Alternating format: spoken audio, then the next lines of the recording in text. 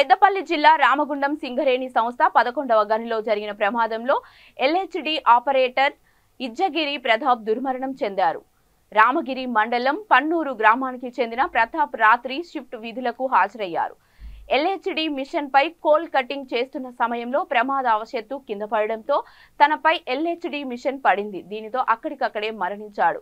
వెంటనే మృతదేహాన్ని గోదావరికని సింగరేణి ఏరియా ఆసుపత్రికి తరలించారు.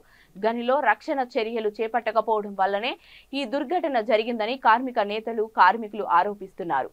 ఈ సంఘటనకు బాధ్యులైన అధికారులపై చర్యలు తీసుకోవాలని డిమాండ్ చేశారు.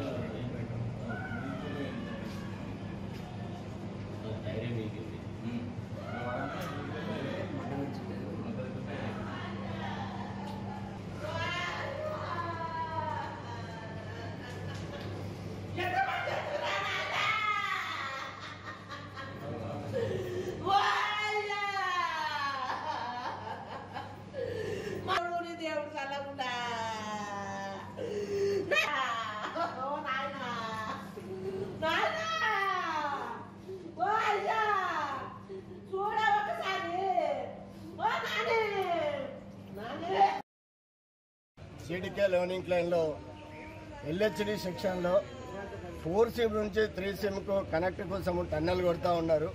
ఆ టన్నెల్ పనిలో 3 షిఫ్టులల్లా టన్నెల్ పని పెడుతూ ఎక్కడ టన్నెల్ కొట్టినా ఎక్కడ ఏ మైండ్లో టన్నెల్ కొట్టినా కానీ అది ఫస్ట్ షిఫ్ట్లోనే కొడతారు.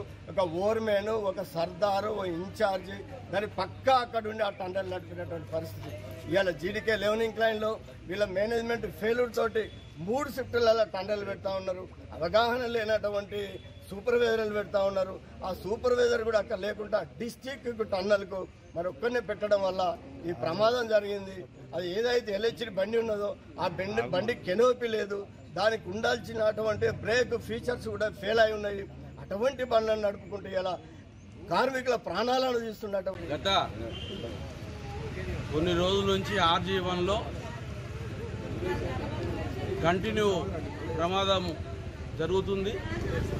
మరి RG1 మేనేజ్మెంటు మరి సేఫ్టీలో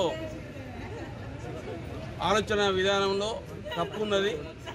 మరి అదే మొన్న నాగరాజు 8 ఇవాళ ప్రతాప్ ఆయనే ఎల్హెచ్డి ఆపరేటరు నైట్ షిఫ్ట్లో ఒక ట్రిప్ లోపలికి వెళ్ళి బకెట్ తీసుకొని రావడం జరిగింది.